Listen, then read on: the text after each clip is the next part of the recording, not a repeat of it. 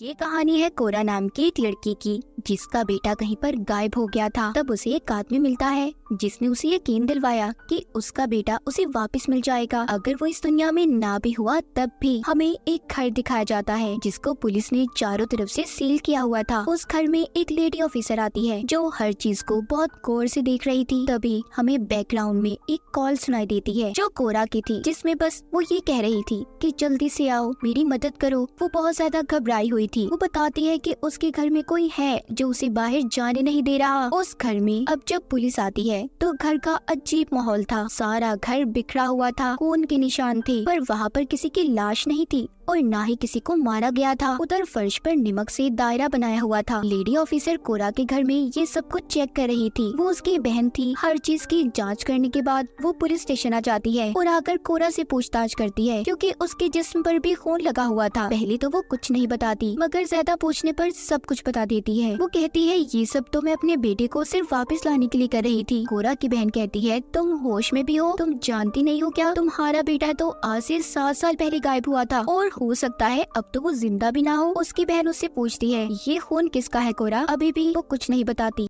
आखिर कोरा के साथ हुआ क्या था? हमें उसके माजी की कहानी दिखाई जाती है, उस वक्त की जब उसका बेटा गायब हुआ था। कोरा एक गैर जिम्मेदार माँ थी, हर वक्त नशा किया करती थी। वो एक लड़के के साथ रहती जो उसका दोस्त था, उसके साथ वो हर वक्त नशा किया करती थी। उनके माली हालात भी कुछ अच्छे ना थे, तो इसलिए पैसों के लिए भी हर गलत काम करने के लिए वो लोग तैयार थे। एक दिन कोरा के घर पर पुलिस आती है। कोरा और उसका दोस्त दोनों घबरा गए थे। उन्हें ऐसा लग रहा था कि पुलिस इन्हें पकड़ने आई है। मगर वो कोरा से पूछते हैं क्या आप जानती है कि आपका बेटा कहाँ पर है? कोरा कहती है अपने कमरे में होगा, मगर देखने पर पता चलता है वो वहाँ पर नहीं था। अब कोरा के बेटे को ढूंढने के लिए एक टीम तैयार होती है। एक टीम को जंगलों की तरफ भेजा जाता है, जबकि दूसरी उसे यहाँ वहाँ ढूंढ रही थी। मगर उसके बाद कोरा का बेटा कहीं पर भी ना मिल सका। उसका सिर्फ एक जूता मिला था। इस हादसे को कुछ साल बीत गए थे। कोरा अब एक ग्रुप का हिस्सा थी। उसमें सभी ऐसे लोग थे जिन्होंने अपने बच्चों को खो दिया था। कोरा उन सबको अपनी कहानी सुना रही होती है। कहती है मेरे बेटे के गायब होने के बाद मैंने नशा छोड़ दिया, लेकिन इससे मेरा बेटा अब कभी वापस नहीं आएगा।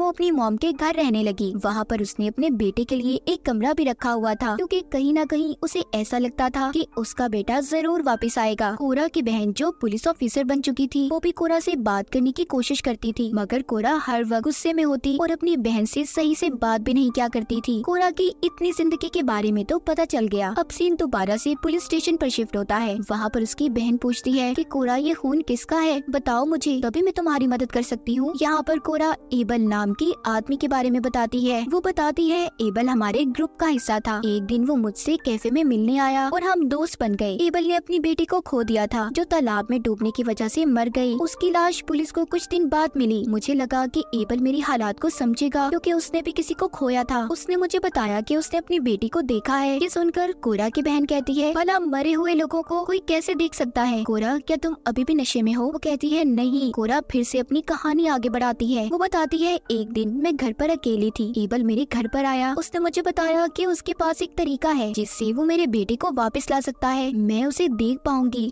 छू सकती हूँ, क्योंकि वो खुद भी अपनी मरी हुई बेटी को वापस लाने में कामयाब हुआ था। मुझे उसकी इन बातों पर यकीन नहीं आया। मैंने उसे अपने घर से निकाल दिया। उसकी बहन पूछती है कि कोरा एबल आखिर चाहता क्या था? वो बताती है कि उसने अपनी बेटी को दोबारा जिंदा किया था। वो काली दुनिया से उसे वापस लाया था। जब कोरा की बहन उससे पूछती है वो कैसे, उसके चेहरे पर डर था। कोरा बताती है उस जगह से जहाँ पर मरने के बाद लोग जाते हैं। उसकी बहन पुलिस ऑफिसर हंसने लगती है। कहती है ऐसा कैसे हो सकता है कोरा? मुझे खुद उसकी लाश मिली थी। मैंने उसकी बेटी को अपनी आंखों से देखा है मरे हुए। कोरा कहती है नहीं, तुम नहीं जानती। अभी जाकर उसका डाटा चेक करो। एबल की बेटी अब दूसरे शहर में रहती है। उसने अपनी बेटी का नाम भी बदल दिया। उसकी बेटी इस दुनिया में ही है। मैंने ये सब कुछ अपनी आंखों से देखा था। जब मुझे यकीन हो गया तो मैं एक दिन एबल से मिलने गई। उससे मैंने पूछा कि सब तुमने कैसे किया? एबल ने मुझे बताया कि ये सब एक औरत ने उसे बताया था, रिचुअल, जादू के बारे में। ये कैसा जादू है जो कई दिन तक चलता है, और अगर इंसान इसमें कामयाब हो जाए तो वो अपने मरे हुए बच्चों को वापस ला सकता है। बस इसको करते हुए इस पर यकीन होना चाहिए।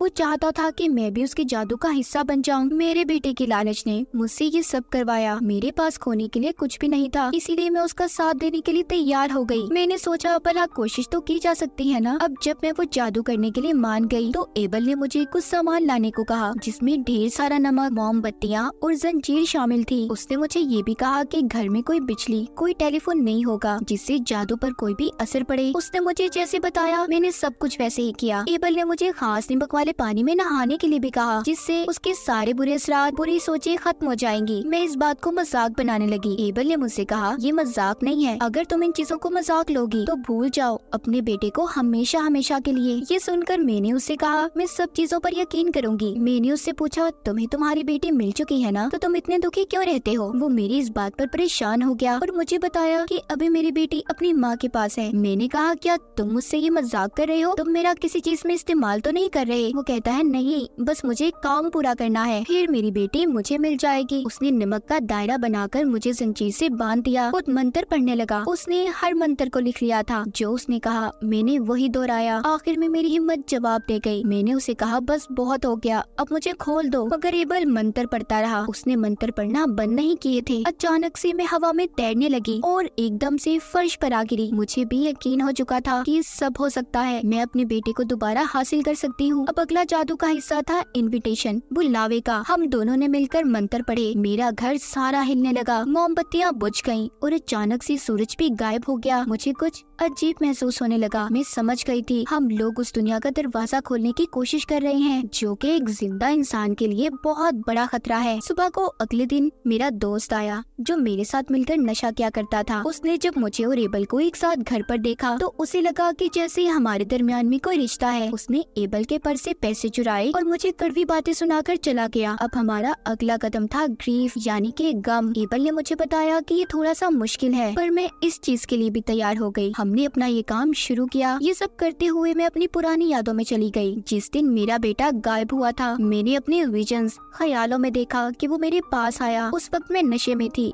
इसलिए मैं उसे कुछ भी नहीं कह पाई। मेरा बेटा गुस्से में घर से बाहर चला गया। मैंने अपने विजन्स, ख्यालों में देखा कि एक वैन वाला उसे अगवा कर ले जा रहा है। मैंने उसे बचाने की कोशिश की, मगर मेरे पीछे एक काला साया था जो मेरे गम और गुस्से की परछाई थी। वो परछाई मुझे उस जगह पर ले गई जहाँ पर किडनैपर ने मेरे बेटे को अगवा किया हुआ था। जब मैंने अपने बेटे को ऐसे हाल में देखा तो मैं चिल्लाने लगी, मगर तभी एक खौफनाक डिमन ने आकर मेरे मुंह पर हाथ रख लिया। उसने मुझसे कहा कि तुम अपने बेटे को दोबारा हासिल करना चाहती हो तो खुद पर काबू पाना होगा। सीन पुलिस स्टेशन पर शिफ्ट होता है। कोरा अपनी ये कहानी अपनी बहन ऑफिसर को बता रही थी, मगर उसका इन सब बातों पर यकीन कर पाना बहुत मुश्किल था। वो कहती है, कोरा क्या तुम अभी भी नशे में हो? वो कहती है, मैं झूठ नहीं बोल रही, मैंने उस रिचुअल के जरिए ये सब कुछ देखा। उस किडनैपर ने मेरे बेटे के साथ बहुत बुरा किया। अब तुम्हारी जिम्मेदारी है मेरे बेटे को ढूंढना। कोरा की बहन ऑफिसर तो यहाँ से चली जाती है। अब उसके पास एक लेडी ऑफिसर आई थी जो बताती है कि हाँ, कोरा सच कह रही है, एबल की बेटी जिंदा है जो अपनी माँ के साथ रहती है। ये सुनकर कोरा की बहन परेशान हो गई थी। अब यहाँ से कहानी फिर से पीछे जाती है। जिस दिन एबल के साथ कोरा के रिचुअल का आखिरी दिन था, एबल कोरा से कहता है कि आज हम सौदा करने वाले हैं, मगर उसने कोरा को ये नहीं बताया था किस चीज का सौदा। वो कोरा को बताता है कि कुछ भी हो जाए दायरे से बाहर मत निकलना, और अगर कोई भी असूल तोड़ा सब कुछ गलत हो जाएगा।